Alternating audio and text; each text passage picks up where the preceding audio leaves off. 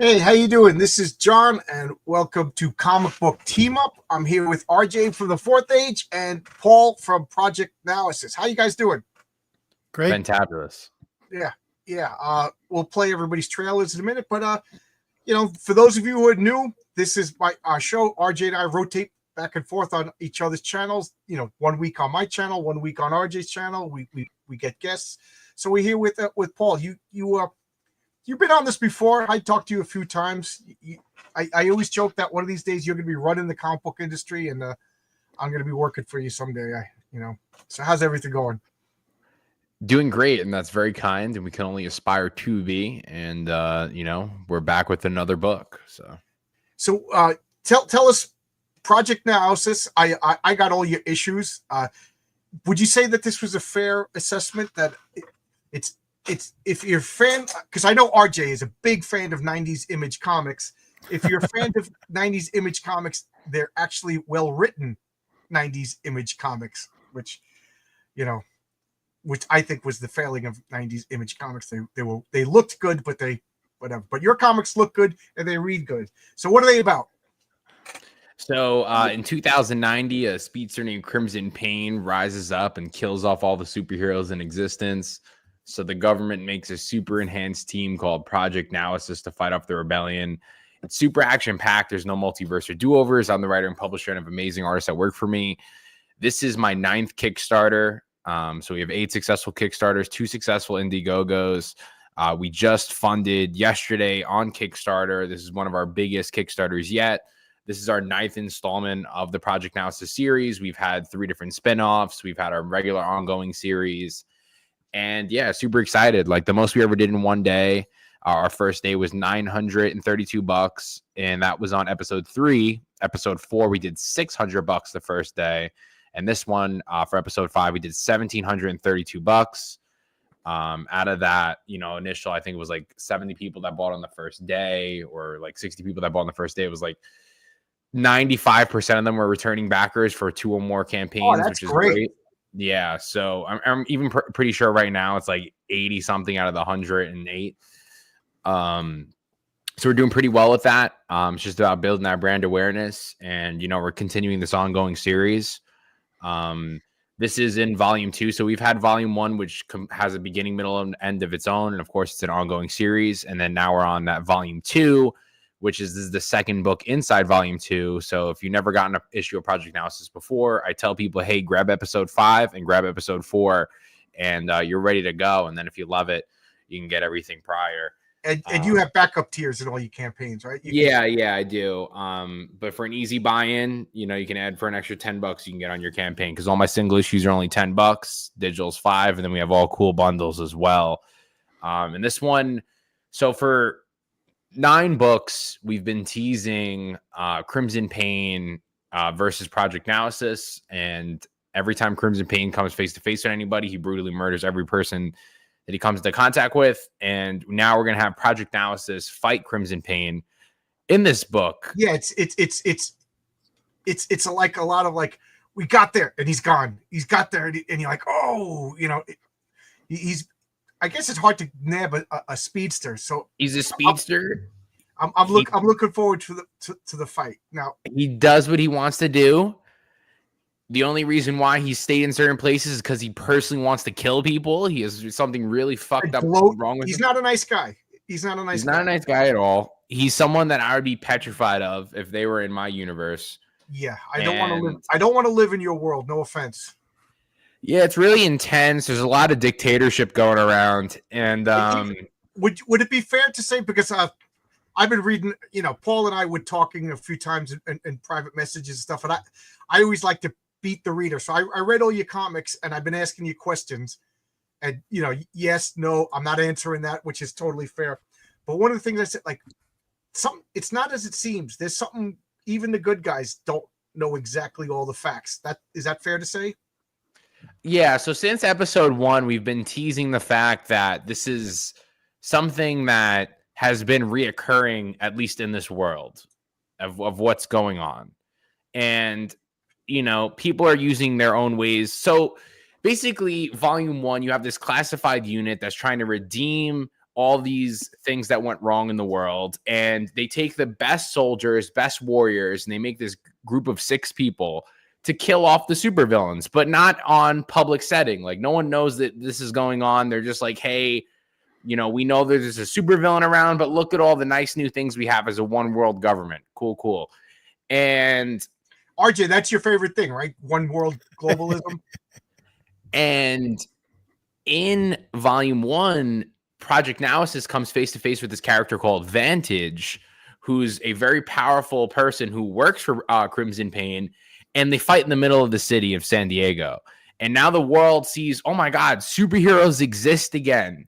But the catch is they don't. This was not supposed to happen. And in episode 4, we see how the media is percepting certain things. And then you see who these characters really are, you know? So this is war. There's some mystery in here. There's Easter eggs if you want to look deeper. But if you just want it for the plain sight it is, you're going to get a great ongoing story with great art, and there's a lot of action. So yeah. Let me ask this question, okay? Since we're all writers here, do you find that the reader base today has a little bit of a problem if you leave things open for next issues? Because I found that problem with some of my writing is that, you know, I wanted to give a full complete story, but I also wanted to leave things in there that were unanswered because this was a number 1 or a number 2, and people were just not happy. Some people anyways, you know. Do you get a lot of, I don't know if you get a lot of feedback from your audience to begin with, but do you find that it's a bit tricky to do that with ongoing series today? So the main target that I have, and John could attest, I try my best to make all the books have a beginning, middle, and end, in a sense that, like, but there's still that ongoing pushing forward story. The big problem I have is, like, when you read certain issues, if it's even like, and I'm a big fan of Spawn, even if it's Spawn, something happens, you figure out in 10 issues, you know, I'm not parting out these issues far enough. So I'm trying to put as much things condensed as possible within each volume, if that makes sense. So my volume's going to be, as a guy who read all of your comics, I think you do a good job of each issue is self-contained and satisfying, but you're doing what I thought Marvel did. You know, I always talk about the Bronze Age. You're building upon each issue, but each issue is a complete story, which is what I want to do with my comic. And RJ, I did you, the Canadian Post, you didn't get my comic yet, right, RJ? No, I didn't. Yeah, because the first story is self-contained. And a lot of people are going, where are you going with the second story? And some people really like that I didn't explain everything. And then a few people like, I want to know everything. So I'm taking it as a compliment that people want to know everything. But it's a self-contained story. But I think I get what you're saying, RJ. Like, where do you don't want to just, here you go, and then, you know, you want people to want to look forward to the next issue, and you can't tell everything, but you're doing a self-contained story. So this is a tightrope line, is what I'm saying. Episode 4, my point. We ended with a cliffhanger of a sense of there's a lot of fighting going on, and then I teased that Crimson Pain. There's fighting in your comics? Jeez. Yeah. But usually there's a winner or there's something that's going on for like an intermission type thing. If there was a cliffhanger, at least that's how it was prior. So in this last issue, you know, in episode 4, they're sending a couple characters to go on a recon, and then they notice in this recon that there's actually thousands of troops in this area. Like, what we're starting to see is that Crimson Pain doesn't have this little tiny rebellion that they thought it was and that it was hidden. Like, I have the interior pages on the thing. He has a fleet coming in. He has a lot of things prepared. And while these people were doing all their political things and all the things they were doing, this guy was plotting for something big, and we're getting a taste of it in this issue. Well, episode 5 really does have a mid-season finale, so to speak, but I want to make it as, because I'm at least putting out 4 issues a year. Well, that's everything. Thing, Paul, if I may interrupt you for a second. Yeah. You're putting it out pretty quick. So you're not making people wait a long time. Like I don't have the speed down yet, you know. But I don't know what magic elves you got working for you, but you're able to make your comics pretty quick, and they got good quality. So, you know, if you're making a comic that comes out once every 5 years, and I'm not slamming anybody, you got to reward them with enough meat on the bones. But if you're able to do 4 comics a year, like you're doing, Paul, I think you're doing everything right. You're giving me enough to be interested, but you're not explaining everything. You're not hand walking me through it. Like, I still want to know, are the good guys working for the good guys? Does Crimson Pain, does he have a valid reason, but he's a lunatic? I mean, I don't know. Definitely a piece of shit.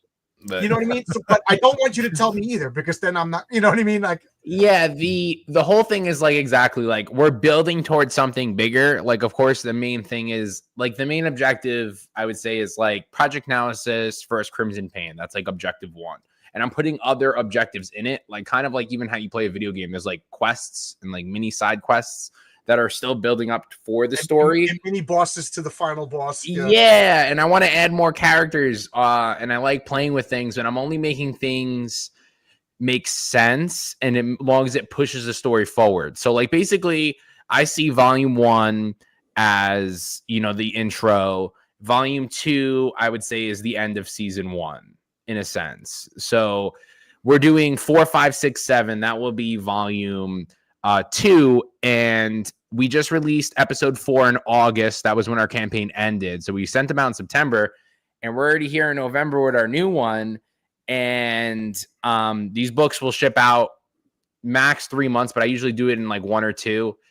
But I put 3 to be safe. I'm already doing the lines and inks for episode 6 right now. I already have the first like 8 pages. So that's the one that comes out after this one. RJ and Paul, are you guys familiar with Genuine Comics? He does a comic called Perfect 10. Right? Yeah. I've been on his podcast.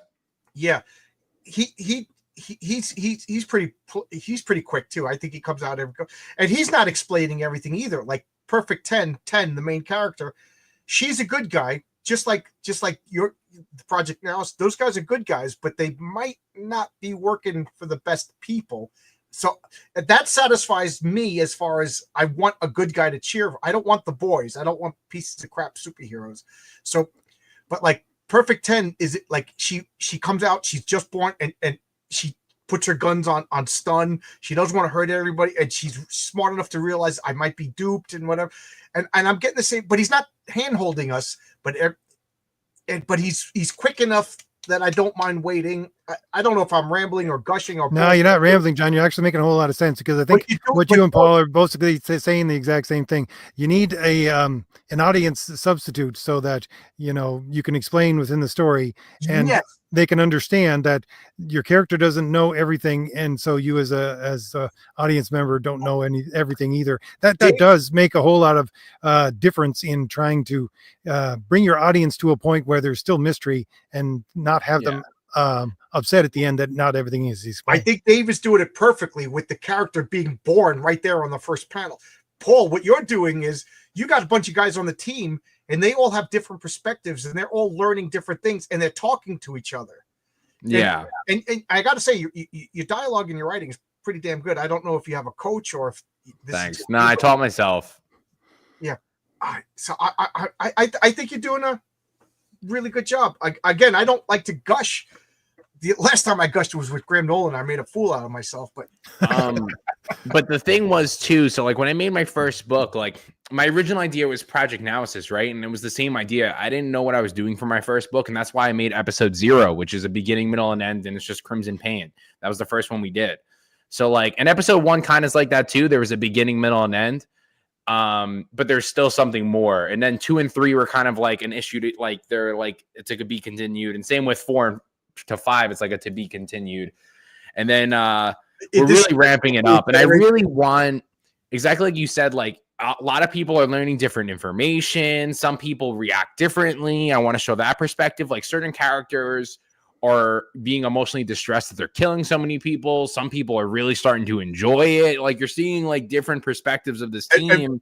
And I think, well, Omega, I think he's like borderline getting zealous. Like he's I think he's getting so righteous that he's might become that which he's fighting against, which I'm kind of rooting for him not to turn that way. You know, like, I don't know. I just like it. That's what we're trying to go for. And there's other characters that are going to go through these trials and tribulations. And that's like, what I want to see, and I want to see these characters grow. Like a big thing on why I think a lot of people like anime is like they're very different from season 1 characters to season 4 characters and so on and so forth. I even want their damage to carry through all the books. So like, for example, if they get some scars, their scars will be in every book and you'll know when they get it. Like I'm really trying to make it like really flowing really well. And I think this one an end, right? This isn't supposed to be like a 70-year comic like Superman or Batman. You have an end in somewhere. So the ending is issue anywhere from 30 to 35. I was just rewriting some stuff. I might chop some stuff out, but if anybody else said that, I'd be like, yeah, right. But you're putting out so many comics, you might actually get there, you know? No, like I'm definitely going to get there. And because there's a lot of things that need to happen for the ending, and the ending was my original idea. So like it can open up 1,000 possibilities, or it can just die right there. And not die meaning I could just like, you know, it's just my thing. Like this is my world that I made, and the world, in my opinion, is made on the last episode. So you're working backwards from an ending? Yeah, because like I said, and I might have said this before too, it's because I thought of this really crazy idea, and I just thought it was really complicated to give to a new reader with too much information. Like I'm slowly growing it. Like episode 4, you find about that there's a prime minister, but with the prime minister, there's 10 ministers, and they live in this weird city called Elysium. And, you know, like there's all this weird 1% shit, and there's all different layers that I want to slowly add. But instead of just like golfing you with all this information right away, you know, and you don't want to info dump the comic. Yeah, and I'm trying to just build up something really cool because, like I said, the ending was first, and I have original concept art of like certain characters on what they're supposed to be, and that's where we're going for. Like I have the original concept art that I never released for a couple characters is their final form, I would say. Okay, I got a question. You know, again, we're 3 artists that have other people draw our ideas. Yeah. RJ, Paul, do you find it's difficult to write a one and done story? Like people, like my comic Heroic Tale, I want each issue to be one and done because I don't think it's fair to make people wait another year or whatever. That's just me. And people keep telling me that's difficult, but I find it the opposite.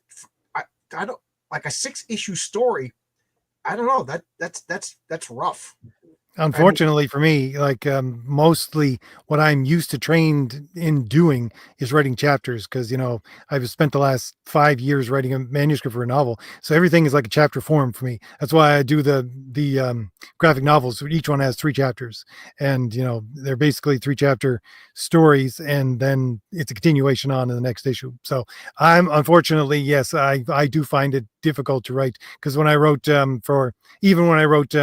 The Valiant Heroes, which is these 3 separate stories, they're all interconnected in some way, just with one character that's in different stages of his life, things like that. So for me, it is difficult. Well, Paul, what do you think? Because you wrote some one and done stories, and you also wrote continuing. I think the one shots they're way easier. You do? Okay, I think so too. So I because it's the same thing. Like I said, it's act 1, act 2, act 3, or it's just one big act. But, you know, of course, there's a like I think Crimson Pain, like people love episode 0, but it's a very simple concept. It's, you know, character comes in, character kills, we set off to the new world. You know, man meets girl, man kills girl. Yeah, you know, and then I did that a little harder. Like I did. So then I even retried that again with the Crimson Pain one shot that we did. And people love that one. That's like people's like favorite book. And it's just like, I didn't, you know, I just people made are it. Sick and love violence, Paul. You know, that's yeah. When he rips this, he pulls the spine out of her stomach is insane. And then he smashes her head. Not for the weak of heart. Yeah. Yeah. But Zach Dan wants to know, do you have any other series set in the world in the aftermath? So, you know, after 35, when you hit your finale, are you done with this world and you got another concept, or you got? So I already have a new concept that's going to come out in February 2025, which I have the link for and we'll show in a bit. But it's Lethal Leopard. I teamed up with a former wrestler. He goes by Enzo Amore, and now he goes by Real One. He's a big-time WWE wrestler. Met him at New York Comic Con. We're collabing on this book. He's going to transform into a giant Anubis, and he's going to be trying to break out of the underworld to go back to Earth. How he gets there, you'll find out in the issue. It's sick art, and that book's already about like 8 pages done too. You sent me the link? Oh, you did send me the link. Okay. Yeah, Lethal Leopard. That one's going to be badass. And I'm going to show everybody's trailers right now, and then we'll come back because I always forget to show the trailers. We get involved in a conversation, and then I forget. So I'm going to bring up. To answer that question, though, I can. Oh, yeah. It just matters. Like, I'm definitely committing to that ending, like getting there. It just matters. Like, I can either even start it as a number 1 after that point again. Like, it's just. It matters. It all matters how the reception is, and as we can see, the reception's really good for what we have going on right now. It's episode 4. We ended out with the cover A's and B's and stuff. They ended out with like 14 backers each. We're already on like 25 or 26 for cover A's. You know, so it's definitely we're definitely picking up. But yeah, I'm gonna make this big, and I'm gonna show you a trailer before I forget. I've been forgetting. Welcome all to our 9th Kickstarter campaign, Project Naosis Episode 5. This installment will be 24 pages with 3 amazing cover options. And in this world, there is no multiverse or do-overs, so the stakes don't get any higher. Now for the story. In the year 2090, a speedster named Crimson Pain rised up and killed off all the superheroes in existence. So the government made a super enhanced team called Project Naosis to fight off this rebellion. And for 5 years, they battled across the globe, leading up to this episode where we finally will see the Project Naosis unit face off against Crimson Pain in an epic clash. Who will live and who will die? Find out by ordering today. Pretty cool. Pretty succinct. Oh, what am I doing wrong here? Okay. And what do you got for tiers? I mean, the art, like I said, it kind of reminds me of Invincible, if Invincible had better coloring. But again, so that interior page, that's page 1. If you scroll up a little bit, so you can see the interiors. That's a Hellsafe fighting Banshee. We're gonna see who wins that battle. It's not looking too good for my girl right there, but we'll see. Yeah. Crimson Pain with that fleet. You know, that's sick. Like, this goes to, and I'll tell you exactly where I ripped it from because I don't give a shit. Like, I love that scene in Black Widow when they actually did fly in the sky and fight. So I take a couple pages out of that. And so they're gonna Crimson Pain's fleet is going head on with Omega and Lithium and Thorn, and they're gonna fight. And they're gonna go head to head. And if you scroll down a bit, it shows the 3 covers that we have, and then I'll have all the interiors. I mean, all the pledges that you can choose from. So cover A, it's by Samuel Marquez and Prasad Rao. That's our interior artist team. So what you see is what you get. It's Crimson Pain fighting Lithium and Omega. Boom. That's cover A. Cover B, VKen Marion. Done a lot of work with Image. Now he's doing that Green Lantern one-shot, all that cool stuff. We did that video game cover because I thought of a cool idea. I'd love to make video games one day, and then this is just like a match made in heaven. And V's a super cool guy, so it was fun to do that with him. Oh, okay, that's funny. Is this another cover? Yeah, that's our Kickstarter exclusive, 200 pieces. Corey Hampshire did that one, and it's gonna have no trade dress as the exclusive. Okay, cool. Boom, that's reward, so you can start from the top. Oh, where am I? Okay, boom, so right there. $10. Yeah, no, up a little more. Yeah, so see where it says, yeah, boom. So $5, you can get episode 5. You get the digital version. We send it right to your email. So if you're looking to just give us a one-shot try, hey, grab that, man. Highly recommend. And then is the comic $10? Can't beat that. $10, 24 interior pages, going to be insane. You're going to have that beginning, middle, and end in this book, and this will have our mid-season finale. That one's only 10. Our cover B, which is an insane cover, is only $10 as well. Okay, that's B. I got lost. And then our limited is $20. For $25, you can get digital 0 to 5. So you can get all the Project Naosis content. You get 174 pages for $25 sent right to your email. Can't beat that. No, you can't. Nope. And here's the catch-up tier. Yep. Yeah, so that's our catch-up tier. So if you look online, my trade paperbacks retail for $50.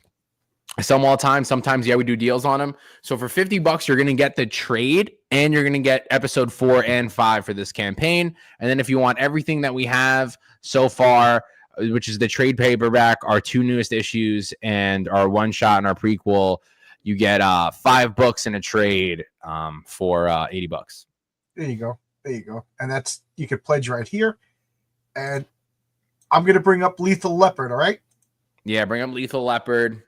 And Lethal Leopard. You guys can follow the pre-launch now. It's going to be pretty epic. All my Kickstarters usually like I said, 1 to 3 months for Phil. This one's going to be a little different because we're putting a lot of work into it. This isn't live yet. Okay. Yeah. This is a notify me at launch. And if you scroll down, you can see the cover. Igor Texteria, he's doing the interior art, and he's also doing, of course, the cover A's because we don't play around. What else did he do? That name is very familiar. He does all the Rippaverse stuff for the concept art for them, and then he also did this cover for me before too. So he's super cool, great guy. And we collabed on this, and this is going to be my first book outside of Project Naosis for my publishing company, and we'll be releasing that in 2025. And then along with, we have another one shot for Project Naosis coming out soon too. Lethal Leopard. So what is the concept? He's a leopard man with wings. All right. So basically, without spoilers, it's you're following this character, Eric, who's based off real one. And he basically can shapeshift into this giant Anubis that you see here with all these powers, and he's trapped inside the underworld, and he has to get out of the underworld any means necessary to go back to Earth. And we're going to see why he gets there, and we're going to see what's going on. But it is crazy. It is Dragon Ball Z mixed with, the craziest of things. And we have a lot of fun with it. On our Instagram, Lethal Leopard, you can see some of the interior art pages that we're posting. He's going to be fighting demons. He's going to be fighting monsters. It's going to be nuts. So, yeah. And if I know you, it's going to be packed full of energy and, dare I say, violence. Let me ask the question really quickly about I'm not sure if you're directing your character design for your artist, or you're allowing them to do, especially for something like a hellscape where you have all these different kinds of demons. Are you just letting your artists go wild on whatever they want to come up with? I send a lot of concept art of textures, materials, ideas we can base things off of. For the main characters, we do numerous test runs. 8 different suit designs. We were testing out the wings, what type of wings we should do, how big they should be. We were drawing the swords back and forth. So it really goes he'll give me and I posted some of those too. He'll be he'll start with just the shape of the character, and he'll be 4 shapes, and I'll be okay, B. And then Eric will go, okay, B. And then we'll go, okay, B. And then he'll do the next phase, and then we'll go, okay, let's go with the third one. He'll say, let's go with 2. We go back and forth, maybe mix some things up, and just work that way. It's like a 3-way collaboration. I honestly think that the concept art that people are coming out with for indie stuff is going to be something that's going to blow up in the future, because you have too much homogenization within mainstream things. You got everybody following, monsters look exactly the same. Everybody does monsters the same, or one strain or another strain. There's no real new ideas, especially in grotesque kind of monstrous characters or things like that. So I think the original kinds of character design that indie creators are coming out with is going to be something that's going to wow somebody in the future, and that's going to be next big probably movie franchise or something else that's going to come out. I put the Instagram in the private chat if you want to just check that out real quick. I do have a couple images of the concept art and stuff that you can see on there, so you can see what I mean. I was looking up some of my sketch that I sent to Renzo just so you guys can make fun of my terrible art. What's going on here? Okay, it's a pop-up came up, and I thought I wasn't allowed to go here. All right, let's go. Where is it? Lethal Leopard Instagram. Is this it? Yeah. So yeah, look at that. The lines are going to be sick. These are just close-up panels of what's going on. You can see that one to the right, they have all the character designs, right above the colored image. Yeah. We have all the designs, the wings too. I'm posting, we're sharing all this stuff. We're showing everyone the process of what we're doing on here too. So let me ask everybody, since RJ, Paul, and the people in the chat, do you like seeing like these sketches and stuff? Because I just asked Renzo Friday. Every Friday I talk to my guys. I don't want to be a pest. So Renzo was sending me sketches for future characters, and I said, you know what? Let's put all of these sketches in a file, and maybe somewhere around issue 3, I'll do like a character design sketchbook for my comic. Like, do people like that? I like this. I'm interested in your character designs. Eric the Guapo says he likes seeing sketches. I'm starting to put them in the book. If you got episode 4 in the back of the book, I put them too. Yes. You know, and I did the same thing with Crimson Pain. Like, I'm starting to add those in. Definitely, like, I just think it's cool in a sense of like it gets people more involved into the process of what's going on, and it's more of a community thing. Yeah, I mean, RJ, what do you think? Do you think sketches and stuff is something interesting to look at the creative process? Well, I hope so, because, well, for my first campaign, I did the book, which was basically the script book, and I included a lot of concept art in that. And within Crom the Destroyer, we have the black and white book, which is an art book, which is going to be the pencils basically for the entire thing before they're inked, right? So, you know, I did get a lot of good feedback for the art tier for Crom the Destroyer. So yeah, people out there, a lot of them want to see, you know, original pencils and things like that, original concept art. It's making me sign in, and I don't want to put my password. I love Ashcan's art books concept. I'd like to see. Okay, so is that something that Paul? What do you think about that? I you know, you're a creative, energetic guy. I would only add it to the book. Oh, put it in the book itself. Yeah, just give it as bonus. Like, for example, if we hit, and I said 20K, if we hit 20K, I would have added the covers in the back, you know, like just different stuff like that. Like, it should be an incentive to put in, or instead of putting an ad page, you can add things like that if you needed the extra pages. Like here, like you people guys like it. I think a lot of people dig it. I see a lot of people look. In Crimson Pain has a bunch. I think they have like 3 or 4 in there characters. Like would you guys want to pay for this high quality art? Yeah, you should do a sketch cover. There you go, Paul. I'm available. That's a character that's going to show up. I don't know exactly what issue that's Powerhouse. Right, Paul? That was tantalizing, right? I have one similar too of because V was like, I don't know how to draw this cover. Like, what do I do? And in a sense of like layout wise, and I did like a layout. It's so bad. So bad. But did it help? Oh, of course. Yeah. Because I always send references and a light sketch sometimes. It matters. Or sometimes like Samuel doing what Samuel is doing so many books with me. It's like, okay, he just gets what I mean when I say stuff. But it's different for I'm gonna try to put it in the RJ. Do you do sketches or anything? I never asked you. Could you draw at all? Yeah, I can draw a little bit, but like I always say, I'm listening to what Mike Barron told me when I interviewed him the first time. He said, you got to learn to sketch at the very least a little bit so that you can do basic anatomy. And when it comes down to it, if you need to draw out a page for your artist because you just can't describe it correctly, you can do so. You know, and I thought, yeah, that's what I have to be able to do at the very least. Yeah, I've sent Renzo, like, you know, Renzo does it a million times better than I imagine. He thinks visually, I think with words. But a few times I sent sketches, and I think maybe, Spanish is his original language. English is barely my first language, so I think sketching always helps. I sent you the message on Twitter on the image that I drew for the cover of the video game cover that we did. Oh, okay. You want me to bring it up, or is it just something? Yeah, you'll laugh. I think it'll add to the lore.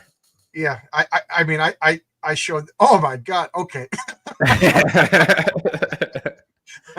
Like, okay. And I could do way better detail than that. Like Thorn, I can tell you, Thorn is 100% my exact sketch I did for the character. Like, there's certain things that I can actually do. I can only do like single shots, but this was like.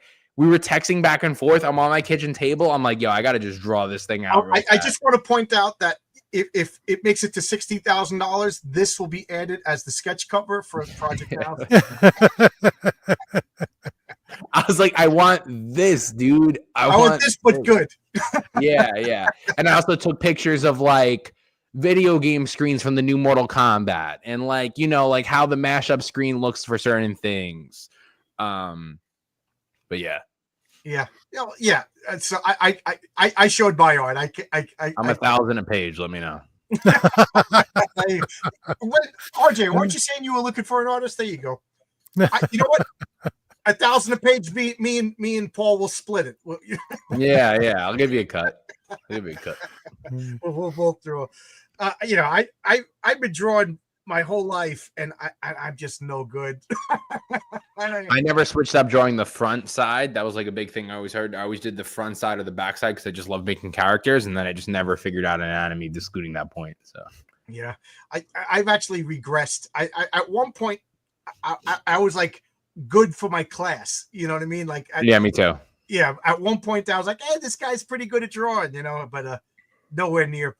I keep threatening to break out and do showcases on the actual comics me and my friends made in 4th grade.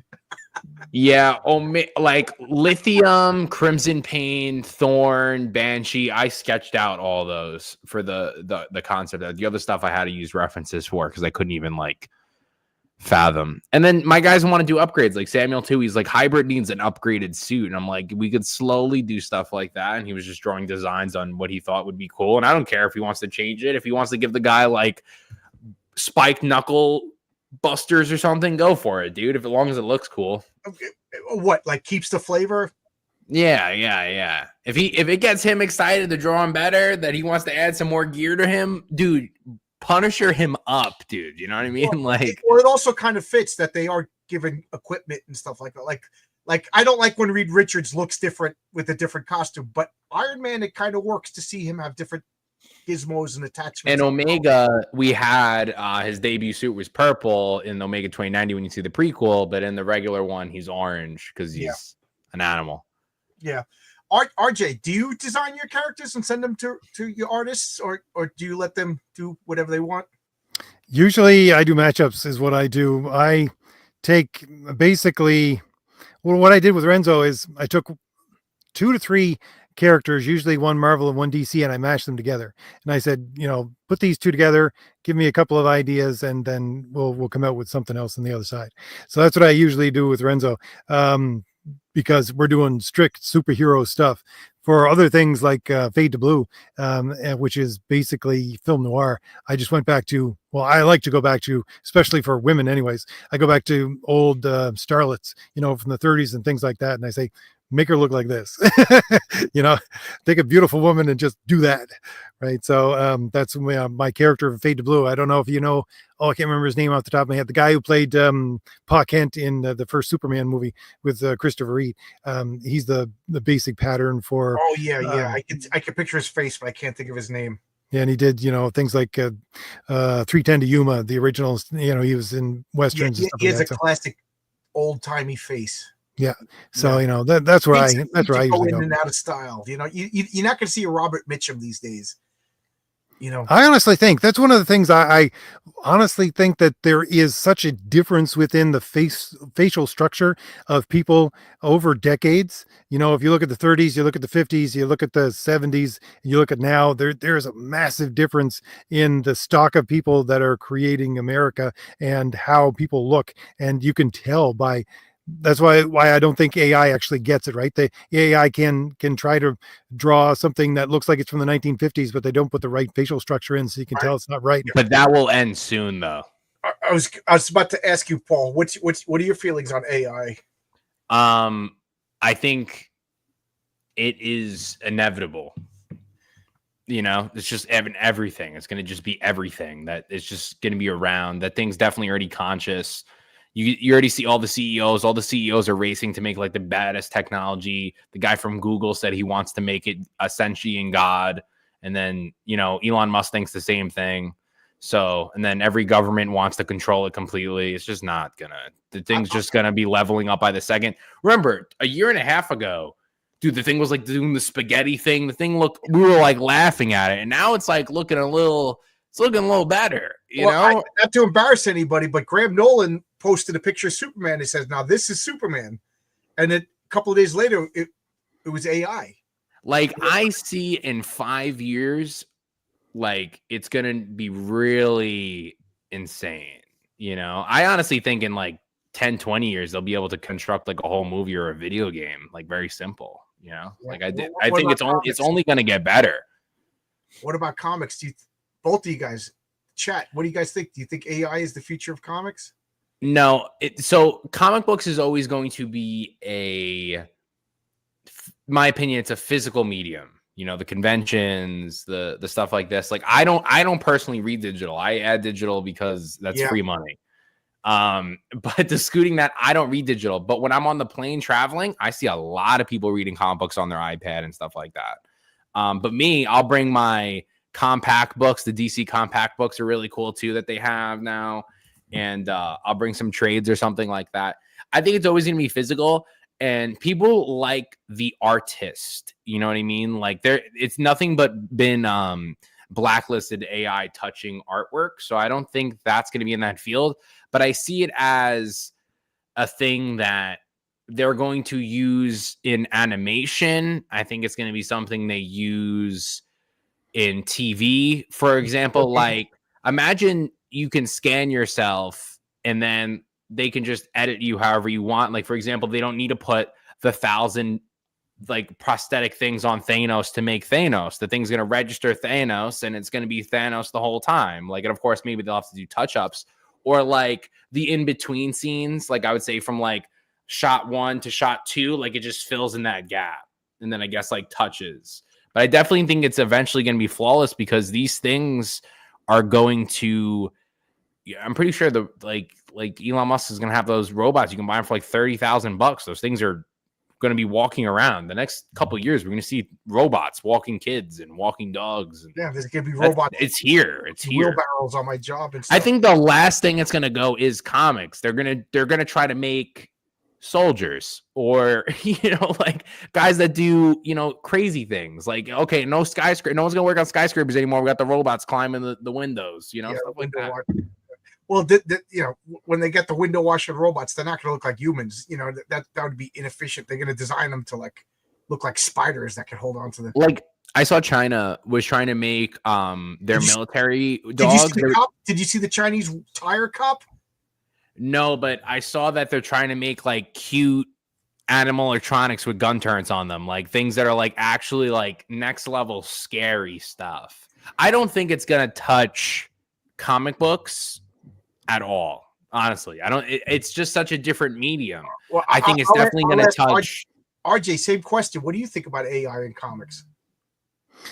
I did an entire video about this. I think the real problem lies in the whole. Well, it's because of my legal background, right? It's going to get tied up in who owns what rights. That's what's going to bog everything down. It's not going to be the fact that they can't build these things and that they can't do these things. It's going to be who owns what. Let's draw this out in court for the next 20 years, right? So that's why I think it's going to save a lot of art from getting, I don't know, plowed under for the next 10 years at least, maybe 20 years, because America is so heavily invested in intellectual property and trademark and stuff like that.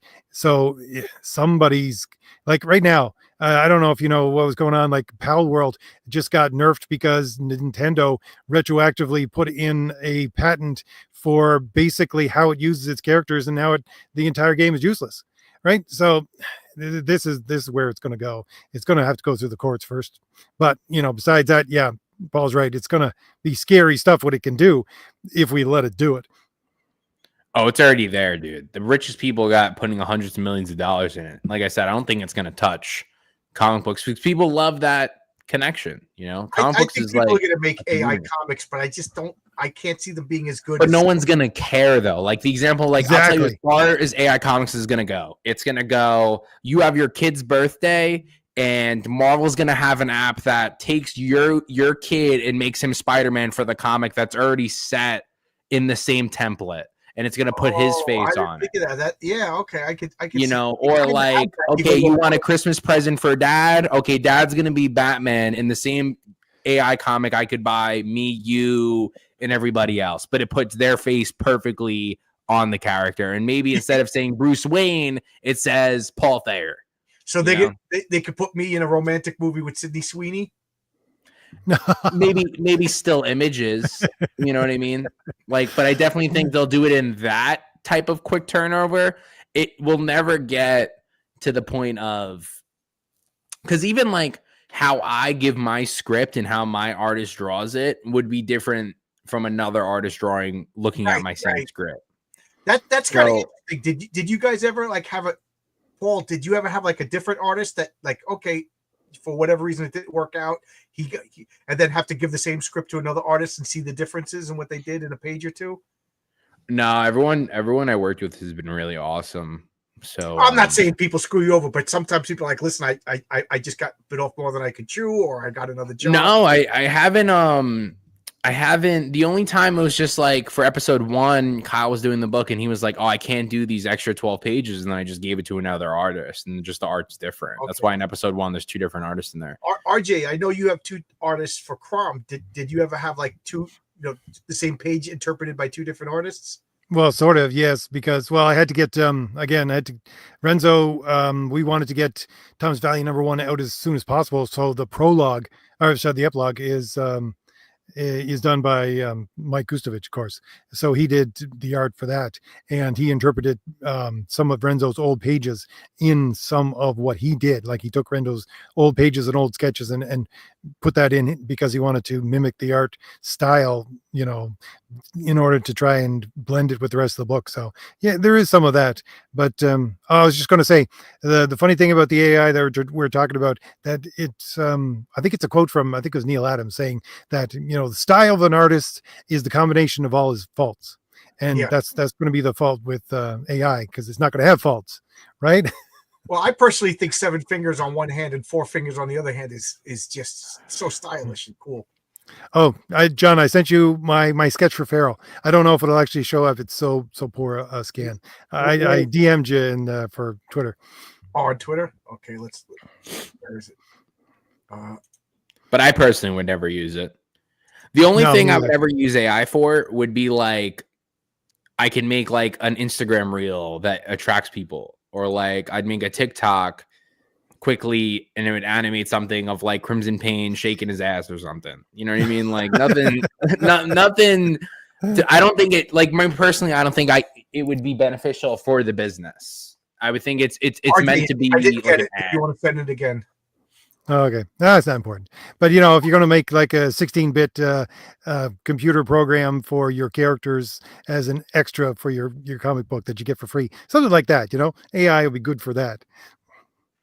Yeah. Otherwise, I really like because I love comic books. I get comic books weekly, monthly. I order online. I order from Amazon. I love comics. I would never buy a comic that is AI art. I need the art. I need to know that they were sweating for this book. I agree. Paul, what new comics do you get? You made me curious. What would you recommend? Here we go. I've been loving Absolute DC.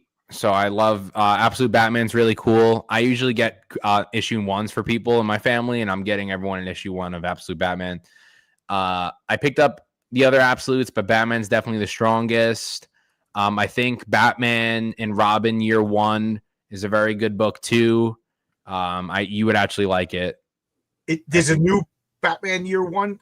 It's Batman and Robin Year 1. It's it's written by Mark Waid, and it's the artist, I forgot his name. It's phenomenal. He does it exactly like how it's very similar to Batman Year 1, but it's just very classic. The story's well written. It's well told. I would look into that one. They have 2 issues out. I've been picking up Spawn like always, and then I always pick up a lot of Spawn side issues.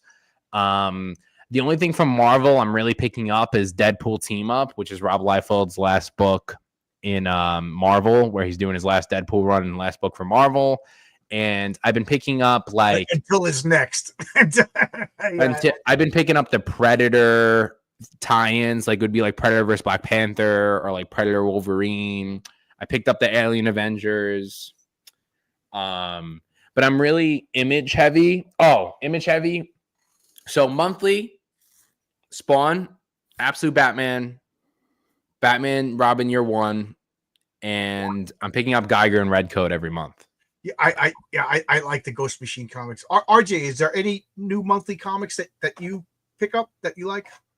No, I'm still unfortunately I had one comic store that I would go to here and it closed down 2022. So, I'm only looking for stuff. Oh, yeah. That's my Pharaoh drawing. Very Larry Stroman inspired there. Yeah, Larry Stroman with Bill Willingham, but this is a lot better than I expected. And it's a lot better than what I've seen come out of Paul and I. So kudos to you. Yeah. So good job. I can't make fun of you. I wanted to, but I can't. But I think Absolute Batman's rocking. I think everything in Ghost Machine's rocking too. Yeah, I missed a couple issues of Ghost Machine, so I missed 1 month. I forgot to put it, so I got to get the missing issues. So Geiger's been on point, and it's definitely something I'm always going to pick up. And Redcoat too. Redcoat's reading heavy, but I definitely think it's. I like Redcoat. He's a jerk who's immortal. Yeah, it has a great intro. It has a great hook. It's so TV. You can easily get that into TV, no problem. It's a very easy concept. I like the idea of RJ. If you're an immortal, wouldn't you be a jerk? I'm just saying. Well, I'm not an immortal and I'm a jerk, but I act like an immortal, the stupid crap that I do. But the whole point is we are seeing him turn into a hero too. It's all about, no character is the same by the end. Unless they're immortal, like actually immortal, like Batman. What I really like about the Redcoat is the founding fathers as wizards. Yeah, there's a lot of cool fun stuff. I met all those guys in I've met them before, but they were the only company, excluding Marvel, that was like a big company that had like a big table set up, and they had it with Midtown Comics, and they were doing signings all day. I got a lot of the Ash Cans and Hyde Street. I got all that signed. I have like a Ghost Machine signed by every person that worked on Ghost Machine. Let's talk about you going to conventions. You go to a convention or two, right? Yeah, I've been doing a lot. I was just featured in Forbes for my booth at New York Comic Con. That's my third time being in Forbes, and I was the only creator featured in Forbes from New York Comic Con to my knowledge. So, yeah, you go everywhere, anywhere somebody's selling comic books, you show up and sell your comics. Yeah, I've been trying to do a lot of stuff. These last 2 months have been a little slower. Well, you just had a baby, right? No, I have a 3-year-old. Oh, why did I think it was a brand new baby? I just had a wedding. Oh. And just had a wedding. That was fun. And yeah, I've been a little busy, and then I'm really amping everything up. I have a couple conventions every month, but then I'm really back like end of March, and then April till August. I'm gone almost every weekend. You don't go to the office and then come home and do comics. Comics is your full-time job. This is my office. Yeah. This is the only thing I do, gratefully. And that's why we're going to be producing a lot more books and push the pace, because, you're supporting a guy on Kickstarter if you support us, someone that's on that grind and really trying to get as many books as possible. Like, really best case scenarios, I really want to be able to put out a book every other month. If it's from my publishing company or from everywhere, I'm really trying to get a lot more content out. I have one book that's just sitting in my Dropbox ready to roll, so like I'm just ready. All right. I'm like up past my bedtime already. Is there anything that you want to say that I didn't give you an opportunity because I talked too much? The only thing I would say is back Project Naosis. You're going to get this book. These books are super high quality, super high end stuff, I mean, I'd like to think that I have a good reputation with my audience. I like the comic, what I can't say anything better than that. It's a good comic. It's well written, image style art, stakes, hints of the future. It's a good comic. What else do you want me to say? There's none of that like preachiness to you. No way is there preachiness in that comic at all. I want it all to be perspective. And exactly like you said, you're like, why is Crimson Pain like this? And I'll gladly tell you in episode 6, you find out part of the reason why Crimson Pain is the way he is. So I have episode 5 right now. and I don't feel I'm spoiling it because this is my feeling. And I asked Paul directly, and he's like, I can't tell you. I have a feeling that he has legit reasons, but he's kind of doing it a jerky way. And I feel like you can have reasons, but then killing 90 million people, civilians that have nothing to do with your problem is oops. Yeah, you know, he's clearly vengeful, and he's a precisionist. And that's what's scary too. He's not just a guy that wants the power. He really is someone that's very smart, and you'll see. In this issue, I'm really excited for this issue. I think I'm getting better with every issue. So your main bad guy is a speedster, and I've been thinking for a long time that like the Flash should be unbeatable. RJ, what do you think would be the most dangerous superpower? Teleportation, quite honestly. That's why my strongest character that pretty much went insane in my first issue because she was too powerful was the teleporter. So it's funny that you said that, because one of my friends in our role-playing games, his character had the ability to teleport other things, and after we were like, you're just too powerful. You're just too powerful. Well, anything time bending is really extreme. That's why I don't have any of that. That's why no multiverse. That's why we can't have time, people. Yeah, I'm very, very strict with time travel. As my favorite time travel movie is 12 Monkeys, because there's no paradoxes. There's no like it drives me nuts in Back to the Future when the photograph is fading away. I love it. No, either something. Well, it's a good visual thing to keep the story to the normies, but I'm like, either that picture exists or it doesn't exist. You know what I mean? Like it where's the energy that's pulling the ink off this? I love Back to the Future. Oh, I love it too, but it's popcorn. It's not like a time travel movie to understand the nature of story fiction instead of science fiction there, John. Yeah, that's a good way to put it. The Flash should be the most powerful, what Geeks Do Network says. Yeah, Flash, that's why he's the bad guy. That's why they can't catch that guy. He'll even stand there and gloat and just be like, see ya. Yeah, so see, Crimson Paint doesn't gloat. He just pulls out your spine, and then he moves on. Like I said, you're gonna like this. I'm waiting. I'll be waiting for your review too. It's gonna be really cool. Book's 90% finished. Where Lily just need to letter the book, and I'm gonna do that once the campaign ends. I did a video on, I think, up till issue 5 or whatever. I forgot what I got. This is issue 6 coming out now. Well, 0, 1, 2, 3, 4, and this is 5, but technically it's the 6th book. Yeah. So I did a video, catching up, trying not to be spoiler. I don't want to give away your comic. That's not right. But I like it. There's been a bunch of really good comics that came out crowdfunding. RJ, have you if you like detective, did you pick this up, RJ? Dime Store Detective? No. Oh, it's really good. It's really good. It's if you like that show True Crime, the first season, the good season, it's well written. I've been singing the praise of that comic. Black Mask was another one that I really, really liked. So a lot of, Mike Barron said it best. I asked him directly. I said, "What's going to make this indie scene good?" And he said, "Write good stories." Can't argue with that.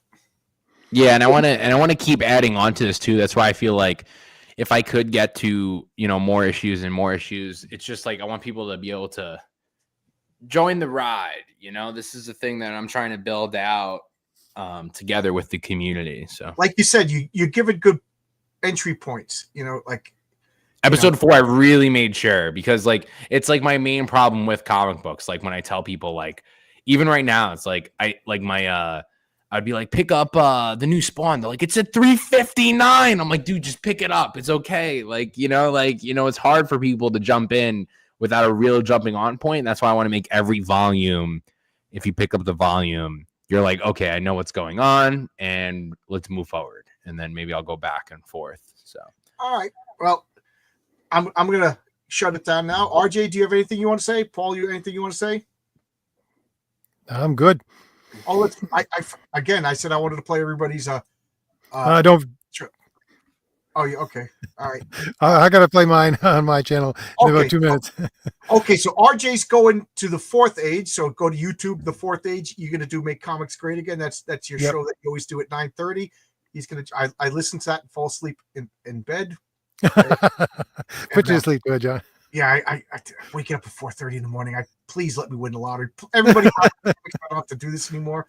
I want to be like Paul and live the comic book lifestyle, be in Forbes magazine, dressed as the patriarch.